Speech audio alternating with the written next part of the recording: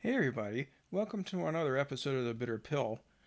So today is part two of my discussion of the fog of war, that state of affairs that we always see in wars where it's really difficult to uh, arrive at truthful information about what's going on. Um, and so today's video has a bit of a long title. Uh, Bigotry, censorship, hypocrisy, and lies. Um, and that too is typical of war, but it's really striking that this imperialist power, the United States, that has you know invaded country after country, overthrown one government after another, uh, you know, aided and abetted just brutal fascistic forces like ISIS and literal Nazis at various points in time, including recently in Ukraine, and yet has the temerity to um, you know, cast judgment on Russia. I mean, I can do that. I haven't invaded any countries. I haven't killed anybody. I haven't bombed anybody. But for Condoleezza Rice to go on Fox News and chastise Russia for the horrible war crime of an unprovoked illegal invasion of another country is just really rich. If you don't recall, Condoleezza Rice was the uh, I forget her title, National Security Advisor, I think, under President George W. Bush. So she was one of the key uh, architects and purveyors of the war in Iraq, which was obviously completely illegal. But so I'm just going to kind of go and turn through various things that have come across my radar as we've gone through this crisis. Um,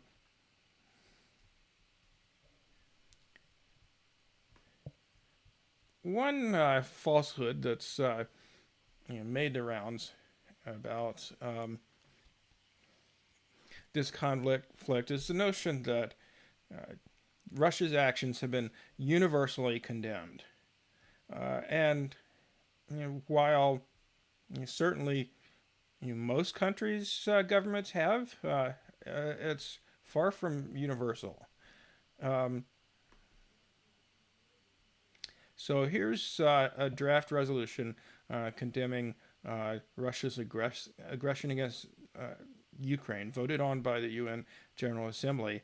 And you can see there 141 countries voted in favor of it, but 5 countries, obviously Russia being one of them, voted against it, and 35 countries abstained. Very interesting. So we've got I'll just read a few names: Algeria, Bolivia, Cuba, China, not surprising, close ally, Central African Republic, El Salvador, uh, India, Iran, Iraq, um, Mongolia, Mali, a lot of African countries, Nicaragua, Pakistan, which, as you probably know, is thought of as a close U.S. ally, Vietnam, um, South Africa. Um, so, far from universal. And when we think about the way the world is, where different countries have very interdependent, interconnected economic relationships with each other and political allyships, this isn't necessarily so surprising. Um, and that's not to say, though, that some of the countries that abstained on this resolution haven't said, we don't think this was a good idea, and we think that conflict should be settled peacefully, and that didn't happen here. So, that's basically what China has said, for example. But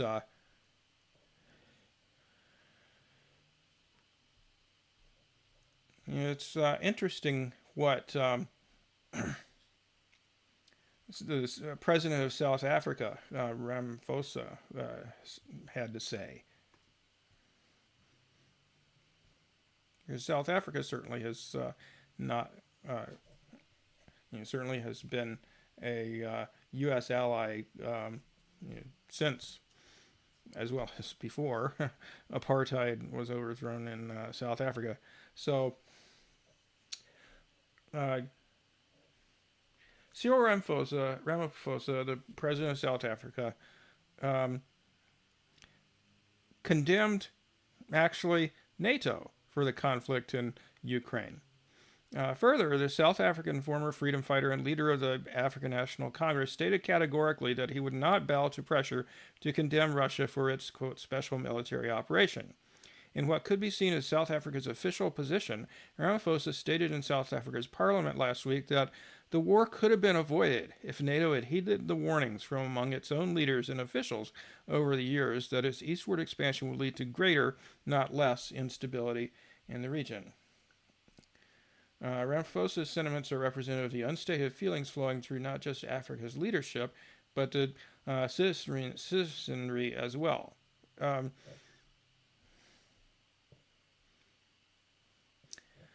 Ugandan President Yoweri Museveni, disabused this notion, I probably still mispronounced it, by stating that China's diplomacy was, quote, much better than the West. He contended that West's response to the conflict was full of double standards and extolled the virtues of China's diplomatic approach of non-interference in other countries' domestic affairs.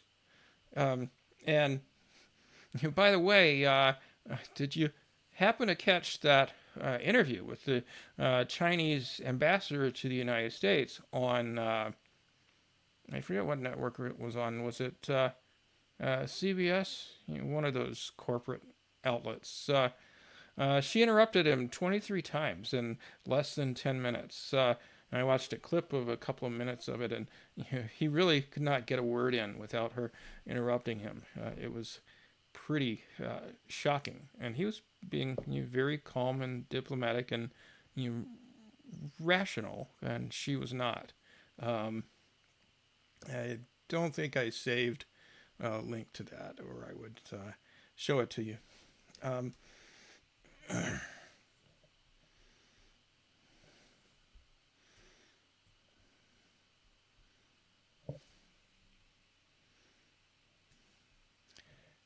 Now, China had an interesting thing to say about all this.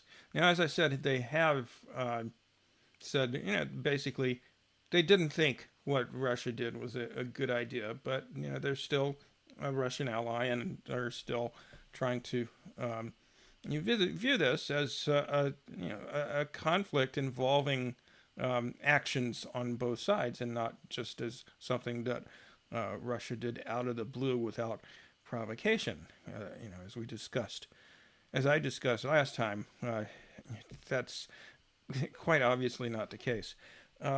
But NATO Secretary Jens Stoltenberg said yesterday that any support to Russia, military or any other type of support, would actually help Russia conduct a brutal war against an independent sovereign nation, Ukraine, and help them to continue to wage war, which is causing death, suffering, and an enormous amount of destruction. He also claimed that China has an obligation as a member of the UN Security Council to actually support and uphold international law and join the rest of the world condemning Russia's invasion. What is your comment? I'm not sure who the interviewer was, but they were interviewing the spokesperson for the Chinese mission to the EU. And the response was, "We have taken note of relevant remarks. Chinese people can fully relate to the pains and sufferings of other countries because we will never forget who had bombed our embassy in the Federal Republic of Yugoslavia. We need no lecture on justice from the abuser of international law. So what he's referring to there is the 1999 NATO bombing of Yugoslavia. They ranged down 28,000 bombs on that country, intervening, in violation, obviously, of international law in the conflict that was going on in that country. And in the course of that bombing, they bombed the Chinese embassy.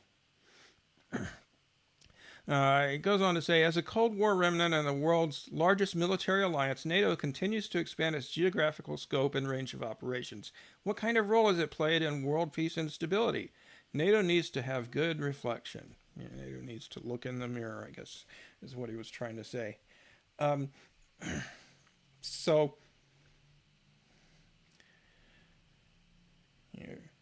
far from the one-sided consensus about who's to blame for Russia's intervention in Ukraine, which, granted, as I've talked about many times before, obviously it's a violation of international law. If the United States had a hostile neighbor and the U.S. chose to invade because it, even if it correctly perceived a threat, like if Canada was being armed with nuclear weapons by Russia or something, I would still oppose it. Just as I oppose Russia's actions in Ukraine. But that doesn't mean that, I think that the West is blameless or Ukraine is blameless. That's certainly not the case.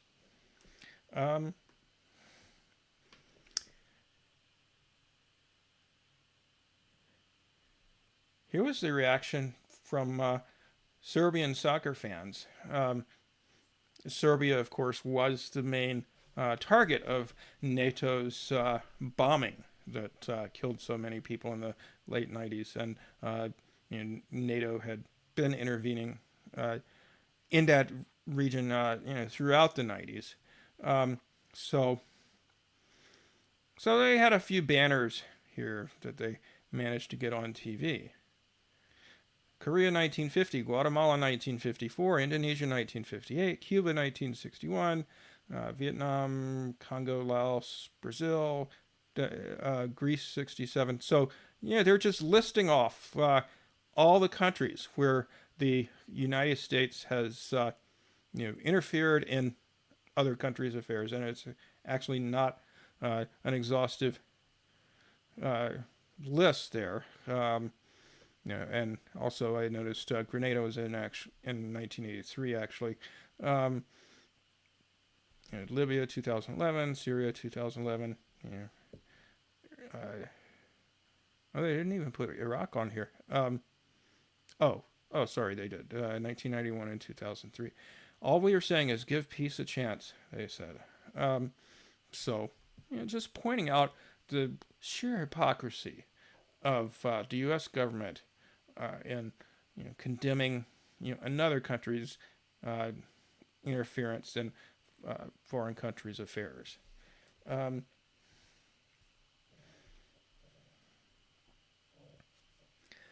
Okay, let's shift gears a little bit.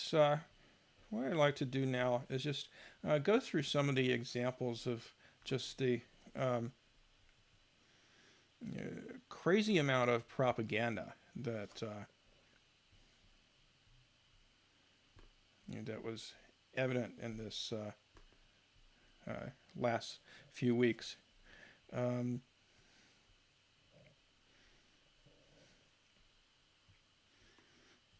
There were a number of cases where things were claimed that turned out to be just flat out false. Oh, shoot. Hold on. I gotta...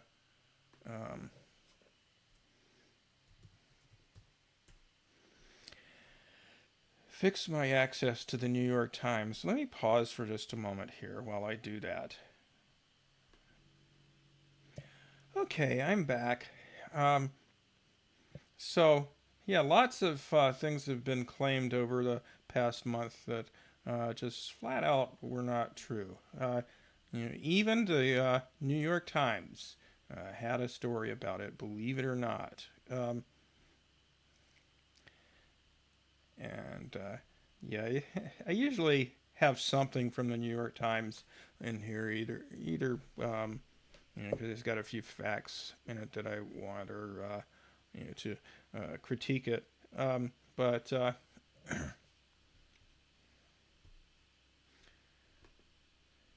just a little trick I use. I never pay for the New York Times. My local library has a subscription, so I just access it through the library. Anyway, um, this article is called "Fact and Myth Making Blend in Ukraine's Information War." Um, so,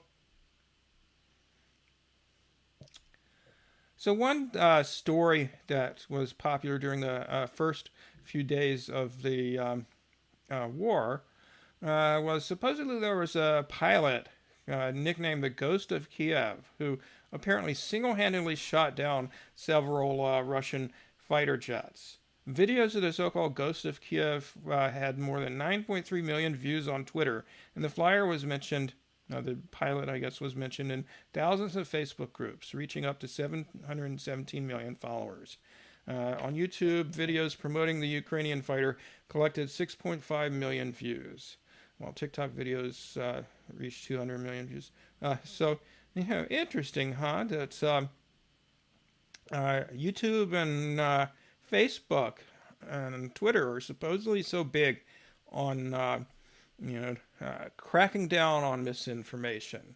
And YouTube banned RT throughout the world to supposedly uh, stop the flow of misinformation. And yet, they allowed this totally false, as it turns out, story about this ace pilot shooting down all these Russians, this ace Ukrainian pilot.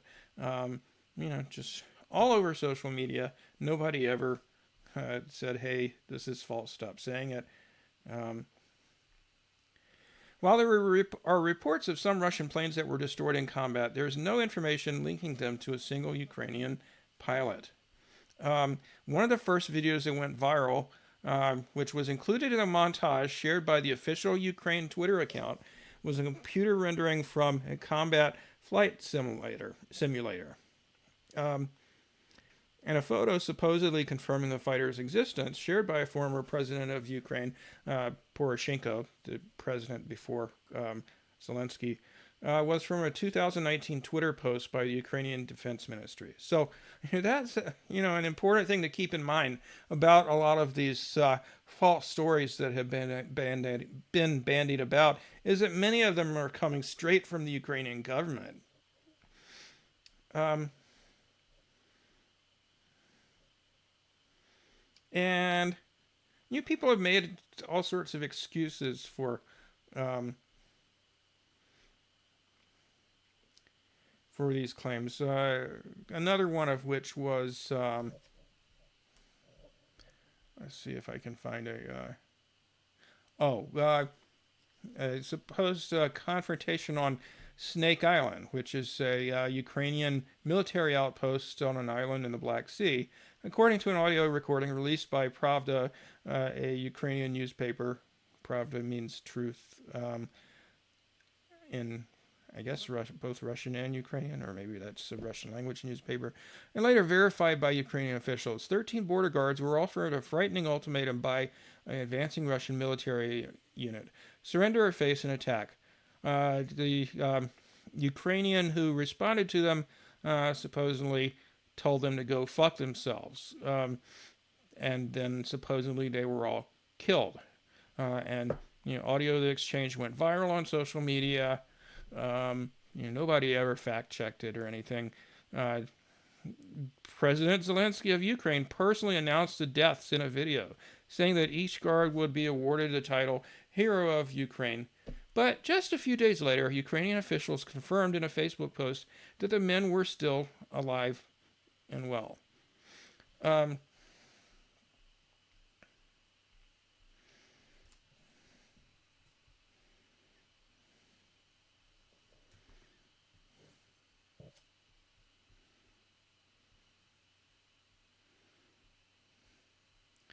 Ali Abu Nima, one of my favorite journalists from Electronic Intifada, the outlet that he manages, had a story going through several of these claims.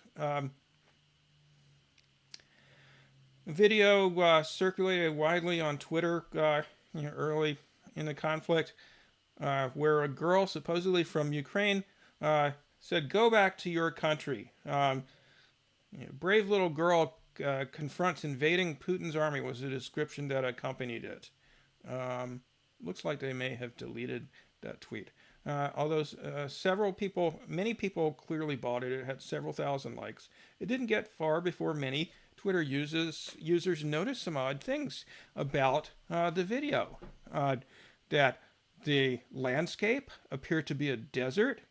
The girl in the video was wearing, like a tank top and so forth. Obviously not something you would do in Eastern Europe in February. And also, eventually, people recognized the girl in the video. It was actually a Palestinian girl named Ahed Tamimi. Tamimi, sorry. And the confrontation. Another odd thing. She yelled at him in Arabic, which I don't suspect many people speak in Ukraine. And she was confronting an Israeli soldier, and this was 9 years ago. She's, all grown up now. I think she was 12 then, so she's like in her early 20s now.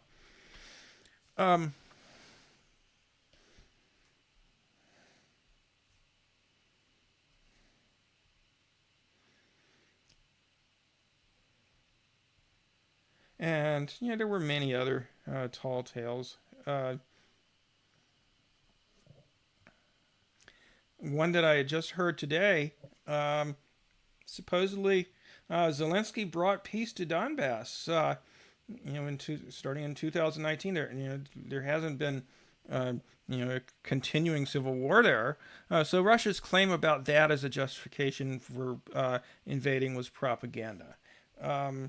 So, pretty easy to find out that that's not true. This was just a few days before the war started. Shelling in Donbass brings Europe to the brink of war. This was on 18th of February. On Thursday, heavy artillery shelling, including of residential areas, was reported in East Ukraine's Donbass region. It is the most significant military escalation of the conflict between the U.S.-funded Ukrainian army and pro-Russian separatists since at least last spring. So, okay, when would last spring have been? Like, March, April, May, June of 2021. So, less than a year ago. When was Zelensky elected? In May of 2019. So, clearly things are continuing in the Donbass region. There's actually a French journalist named Anne-Laure, what the heck is her last name? Sorry. Anne-Laure Bonnel. She has been reporting on the conflict in the Donbass region, which, as I mentioned to you the other day, has been going on for 8 years now and taken, approximately 14 to 15,000 lives. According to UN sources, not according to Vladimir Putin or the Russian government.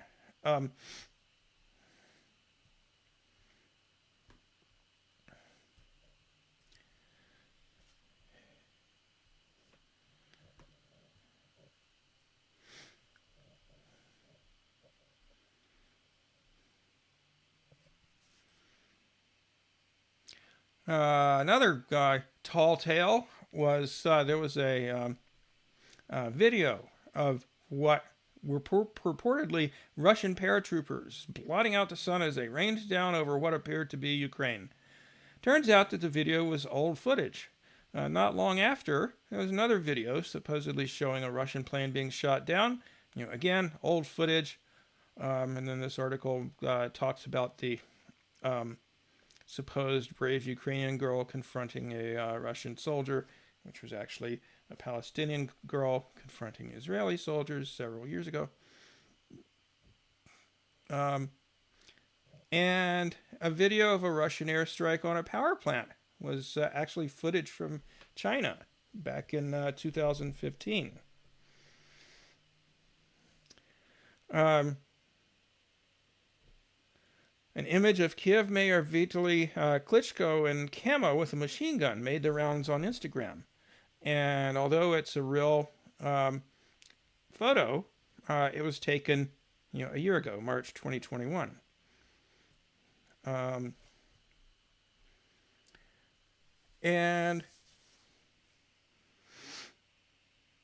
as I mentioned last time, Zelensky came to power, promising to be a departure from his predecessor, Petro Poroshenko, who, was the person that was basically installed in the coup back in 2014. I guess he was elected, but huge financial backing from the U.S. And then he got like 10% when he ran against Zelensky, who got 73%. Poroshenko not only had a vast history of corruption, but also incorporated the Azov regiment, the neo-Nazi militia, accused by the UN of committing war crimes, crimes against humanity that we've all heard about. Not only killing people in the Donbass region, but harassing and attacking Roma people and people that they heard speaking Russian. There's been some videos going around recently of a brutal tactic utilized by the far right as well as Ukrainian security forces, I guess, in various parts of the country, where they tie people to trees or poles, they tape them to them, and then they humiliate them, paint their face different colors, rip their clothes off, whip them, etc. Really horrible stuff. Anyway, while running against Poroshenko, Zelensky presented himself as an outsider who wanted to take on Ukrainian oligarchs and resolve the conflict in Donbass. Never mind that, as we talked about last time, he was actually backed by one of the richest men in Ukraine. Once elected, Zelensky wasted little time proving his allegiance to the status quo. In February 2021, that's last year, the Ukrainian government imposed sanctions on members of a, quote, pro-Russian political party. Where have we heard that before? Oh, yeah, just the other day. Zelensky banned 11 political parties, claiming that they were all affiliated with Russia somehow.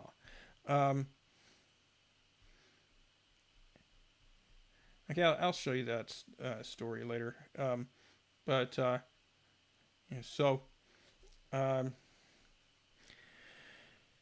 Zelensky also shut down several, again, quote-unquote, pro-Russian media outlets. You see a lot of people claiming that the actions that he took more recently, just over the weekend, I guess, shuttering or banning 11 political parties that he claimed were pro-Russian, but actually they're just leftists, they're socialist parties,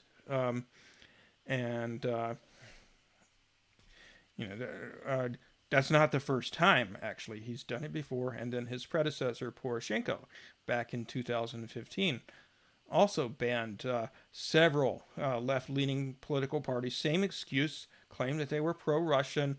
But again, curiously, there's, roughly 20 Ukrainian political parties that have been banned now over the last few years. All of them have been left-leaning parties. And far right or fascist parties like the Sloboda Party, they never get banned. It's only the left that gets banned. Um, and kind of a less extreme version of that happened here in the United States during the 2020 election. Several U.S. states went out of their way to concoct spurious reasons for kicking the Green Party presidential ticket. Howie Hawkins and Angela Walker kicked him off the ballot, even though they had gathered enough signatures to be on the ballot. Um, in Ukraine, they just banned the parties completely. They've even arrested some of their members. There are two members of a communist party in Ukraine that were reportedly picked up, and nobody's heard from them. Nobody knows what has happened to them. Um, but there have been quite a few reports by Amnesty International and other human rights groups about serious um, human rights violations, arbitrary detention and torture, and even murder made against the Ukrainian security services.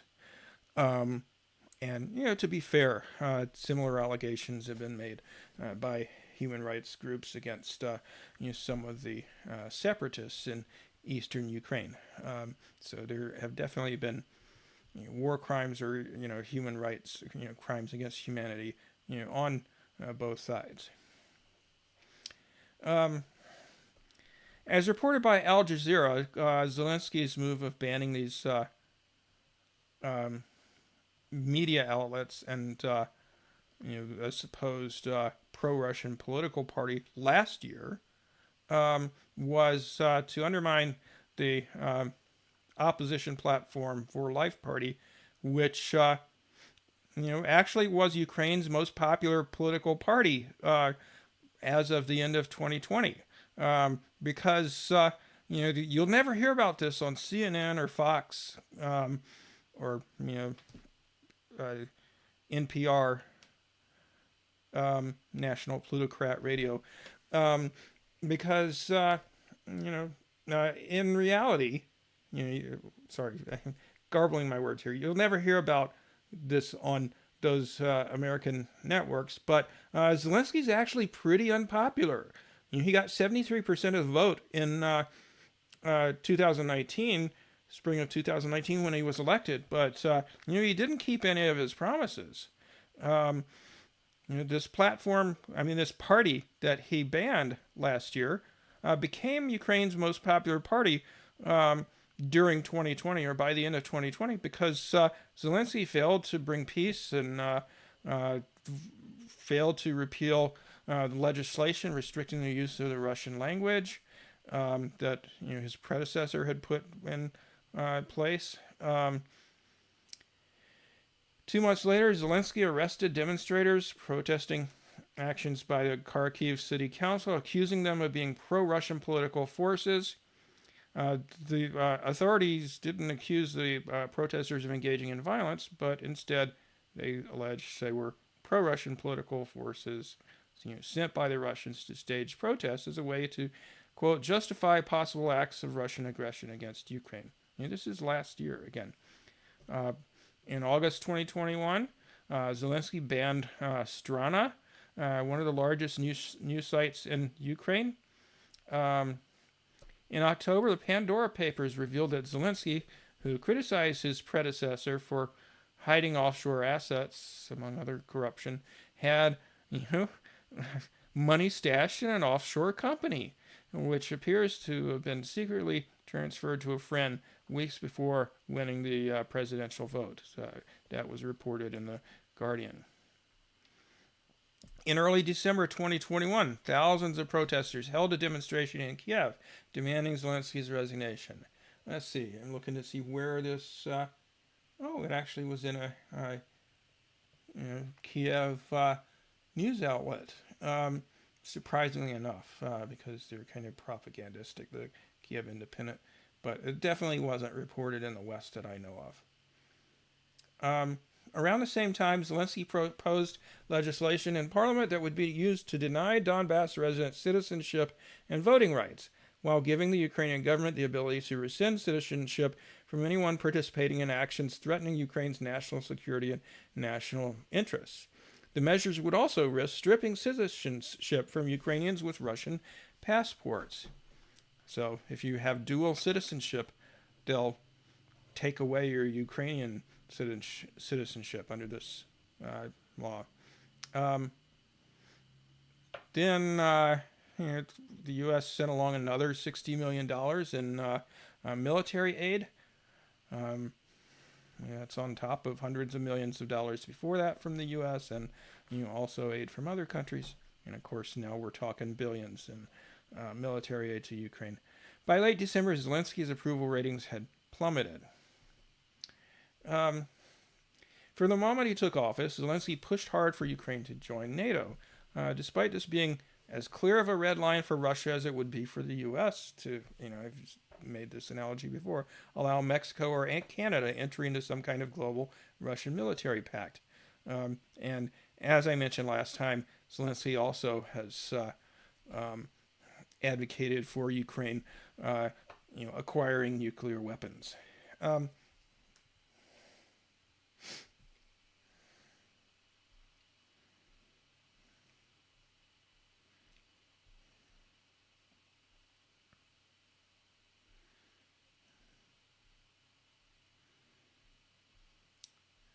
Let's see here. I don't know why I'm at this part of my notes. Another propaganda claim.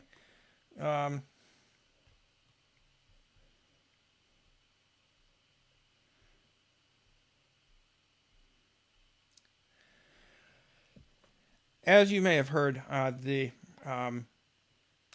center of operations, a home base for the infamous Azov Battalion, the neo-Nazi extremists that I've talked about on here before. There's a city called Mariupol in eastern Ukraine. It's on the Azov Sea of Azov, and it's been all over the news that supposedly Russia engaged in an unprovoked bombing of a theater in Mariupol that was full of civilians that were hiding out from the war. But there's been testimony from evacuated Mariupol residents that said, basically there weren't civilians in the theater, or there were at one point, but they were evacuated. So this article from Max Blumenthal at the Gray Zone goes on to say, a closer look reveals that local residents in Mariupol had warned 3 days before the March 16th incident that the theater would be the site of a false flag attack launched by the Azov Battalion, which controlled the building and the territory around it. Civilians that escaped the city through humanitarian corridors have testified that they were held by Azov as human shields in the area, and that Azov fighters detonated parts of the theater as they retreated. Despite claims of a massive Russian airstrike that reduced the building to ashes, which, curiously enough, it doesn't look like it was reduced to ashes at all in photos taken after the supposed airstrike.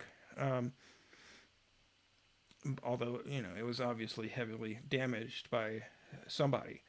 But, as far as anybody can tell, all civilians appear to have escaped alive. Video of the attack on the theater remains unavailable at the time of publication of Max's article. Wouldn't you think that if something like this happened, somebody would have taken video of it?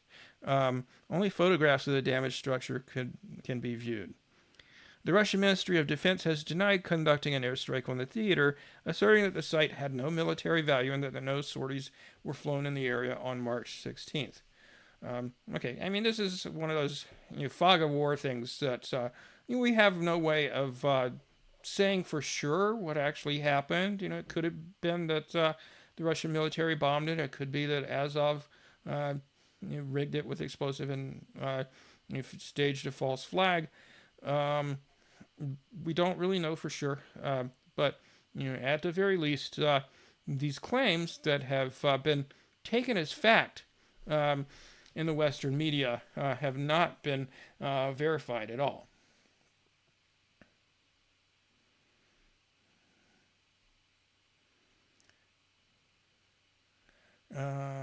Let's see. Okay. Anyway, um,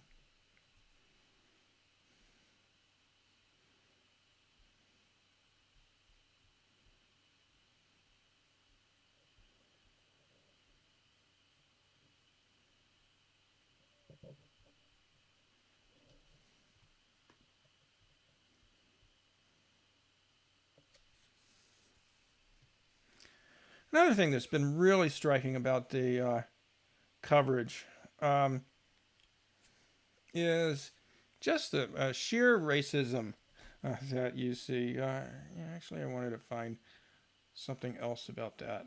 Um,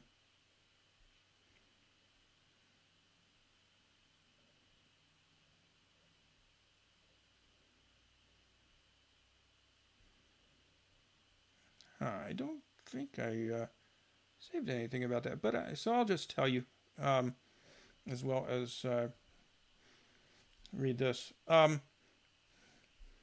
There were several Western news, journalists who, um, in the course of talking about events in Ukraine, were saying things like, "Well, you know, uh, this is really shocking and devastating for us because these people who these civilians who are suffering and being killed and being refugees fleeing from the violence in Ukraine, they have blonde hair and blue eyes. They're European, and Europeans aren't used to war. They haven't had it since World War II, which um, there are so many things wrong with that statement. It's like we're not supposed to care about people, unless they're white, apparently. Um, and this person says, on my way to get cigarettes today, I saw a church sign reminding me to pray for Ukraine. Funny, I travel past it all the time for years now, and not once did I see pray for Iraq, pray for Afghanistan, pray for Somalia, pray for Palestinians, pray for Yemen. Sounds about white. Um, and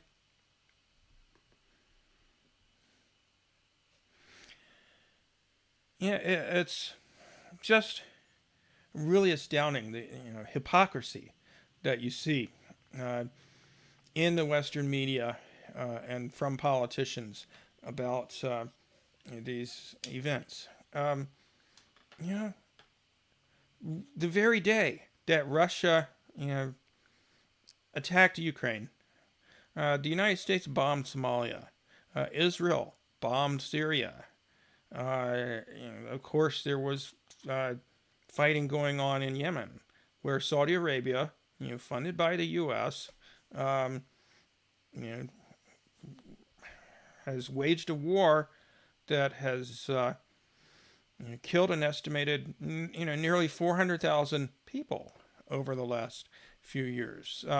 Yemen is, has it's been described even by, some scant few politicians in the West as like the worst humanitarian disaster on the planet right now.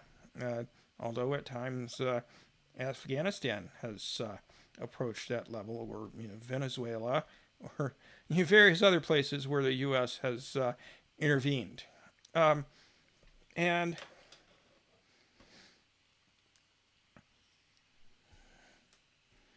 why is it that we don't talk about all those occasions where the U.S. or its proxies like Saudi Arabia have just brutalized people. Um, I forget who it was, but somebody was talking about a study somebody did of media coverage recently, where over the first couple of weeks of the Russian invasion of Ukraine, there were 1,400 stories in U.S. mainstream corporate or U.S. government associated, as in NPR media, about Ukraine. There were zero stories about Yemen, where the violence has been far worse than it has been so far in Ukraine. There were two on the Israeli bombing of Syria that I mentioned. There was one on the U.S. bombing of Somalia versus 1,400. Same thing happened with, a similar thing, I should say, happened with the war in Iraq. Well, not that similar, just similar in terms of magnitude. There were something like 400 interviews with supporters of the Iraq War on the major news outlets back then in 2003, 2004. And there were something like 5 with opponents of the war. And here, it's even more lopsided. 1,400 recent stories about what was happening in Ukraine over the first couple of weeks of the Russian invasion. None on Yemen. One on the U.S. bombing of Syria. Two on the Israeli bombing of Syria.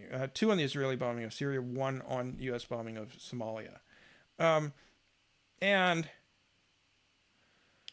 I think it's a little too simplistic to just attribute that to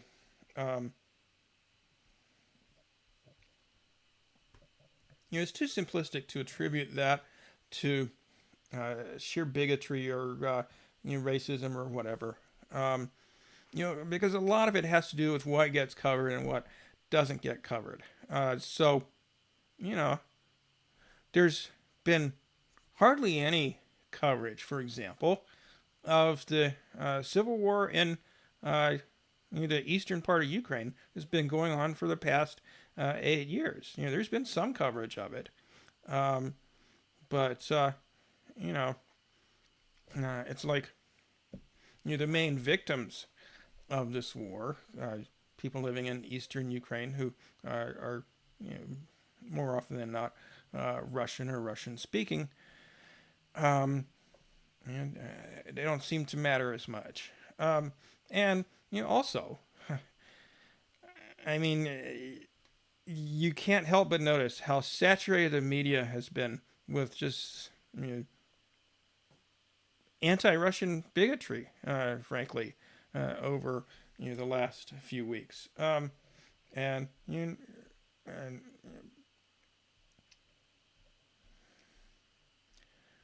let's see what I was going to show you.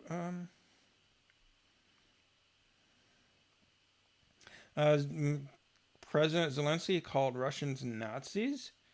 Meanwhile, he's allied with Nazis.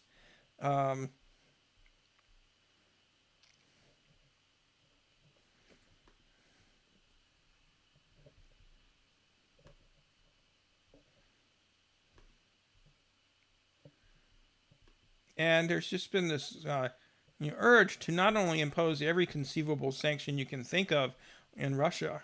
They even even McDonald's left Russia. Coca-Cola left Russia. They were shut out of Western international financial transaction technology. But there's this rush to ban everything having anything to do with Russia. In Germany, a Russian orchestra conductor was fired, essentially for being Russian. Basically, there's this litmus test that's being imposed on a lot of well-known Russians, where it's demanded that they condemn uh, you know, their government. Same thing happened to Russian opera singer Anna Netrebko. She lost out on many concert venues in her contract with the Met. Um,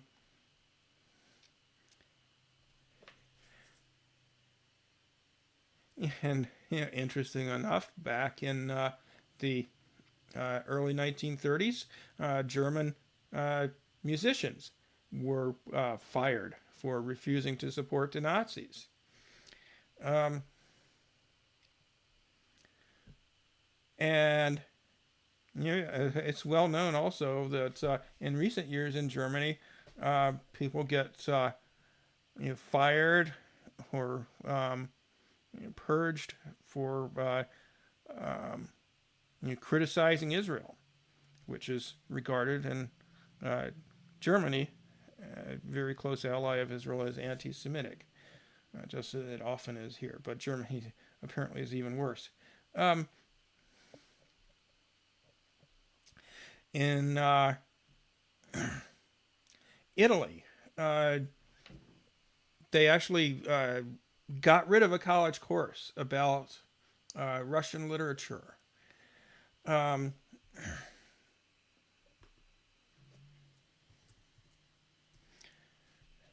you find a pretty interesting thing when you look at the rankings of the uh, Association of Tennis Professionals. Um, so, number one ranked in the world right now is Novak Djokovic, the notorious anti vaxxer who was banned from playing in the Australian Open because he refused to get vaccinated. Number two, and Djokovic is from Serbia, I think. But you see there, you know, all of these players have the flags of their country um, where they are citizens, except, curiously enough, no flag next to Daniil Medvedev, no flag next to Andrei Rublev, no flag next to Karen Kachanov. These are Russian tennis players, and they're not acknowledged as being Russian by the either the men's or the women's professional tennis associations. Um,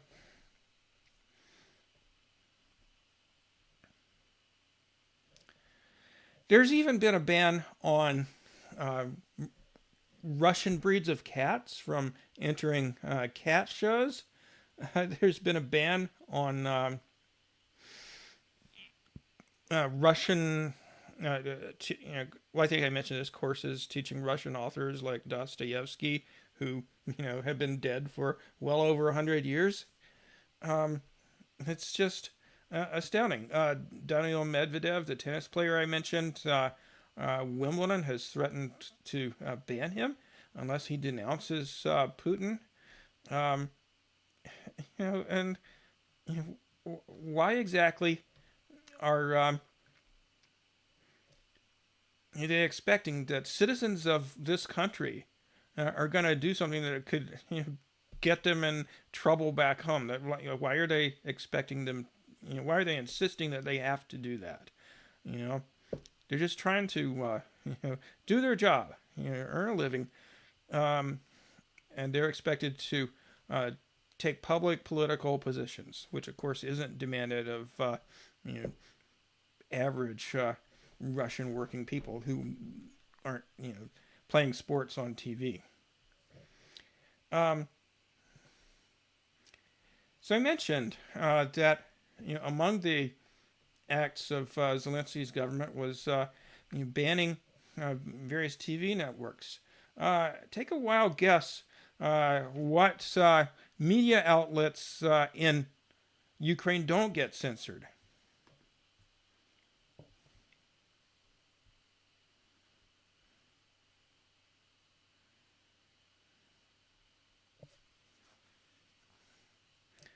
Channel 24 in Ukraine had or still has, a presenter named, uh, what's his name?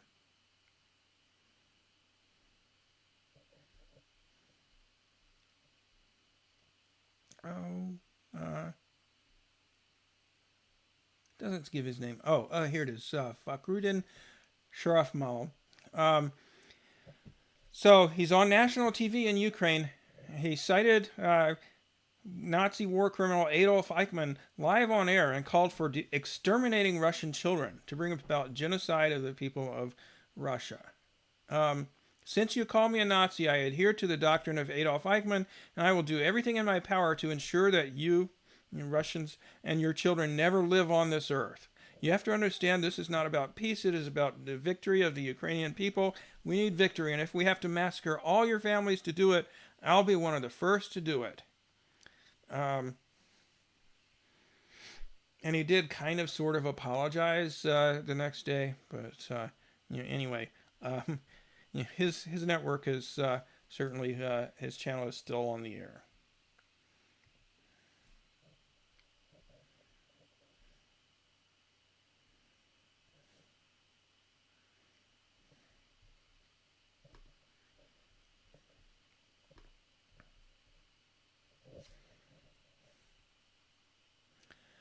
So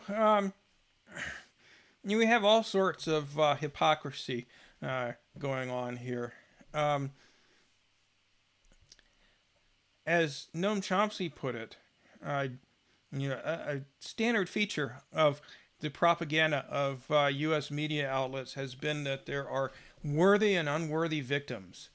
So, the white ones, with blonde hair and blue eyes like us, or ones that we're not in a conflict with, their victimhood status is played up.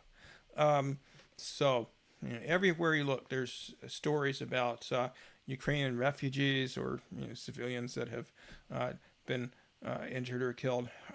Which, I mean, there should be, right? But where are the Palestinians or Yemenis or Syrians or people from other places where either the U.S. or its allies have caused immense misery and destruction and death? Where's the coverage of them? And in Ukraine, the victimization of Ukrainian communists and gay and lesbian and bi and trans people, Roma people, Russians, etc., being victimized at the hands of fascist vigilantes. Um, the discriminatory laws that say that you can't teach kids in school in Russian. Things like that are downplayed in the Western media, and of course the humanity of Russians is downplayed as that Ukrainian newscaster that I just told you about did. Yeah, I'd play that for you, but it's in Ukrainian, so I'll put a link to it if you want to watch it. And of course, the victimization of Russian and other East Ukrainian victims of Ukrainian military and paramilitary aggression over these last 8 years is downplayed. In the minds of Western media and politicians, and certainly increasingly, therefore, in the minds of the general public, the trouble in Ukraine began on February 24th, 2022. They don't talk about anything before that. And I just want to close by showing you a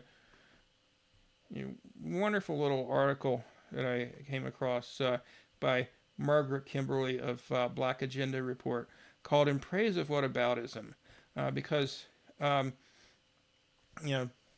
one thing that's constantly thrown at us when we bring up that uh,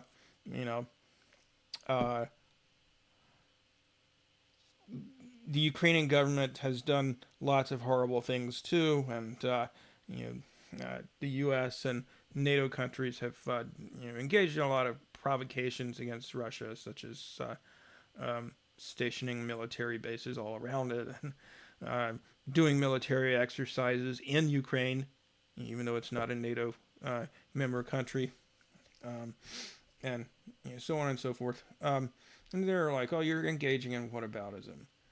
So Margaret says, anyone who speaks out against imperialism, capitalism, or racism with concrete examples of the terrible harm they do can expect to be charged with the dreaded term whataboutism.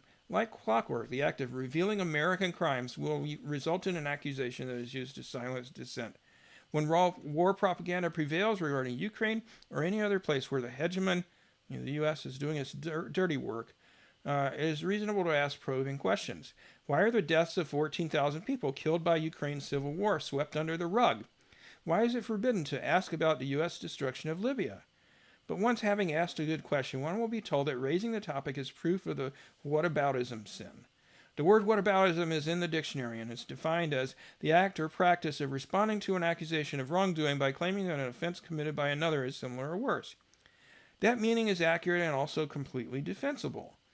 The charge is meant to censor the speaker, excuse U.S. actions, and defend its human rights violations. The denials and apologies are exactly why whataboutism should be defended.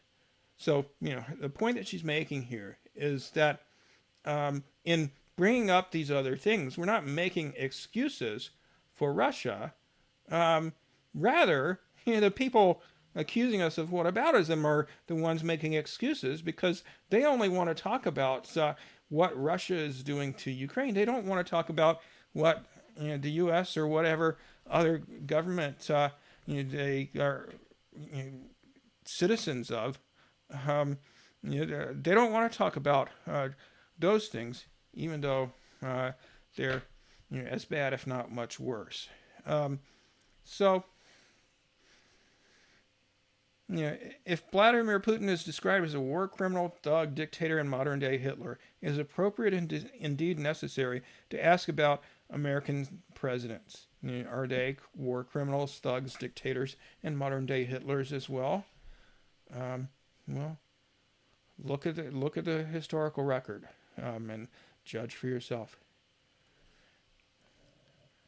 Okay. Well, thanks a lot for tuning in today, and I will see you next time. Probably change it up and talk about something else next time. Hopefully the world will still be here whenever that is. All right. So long.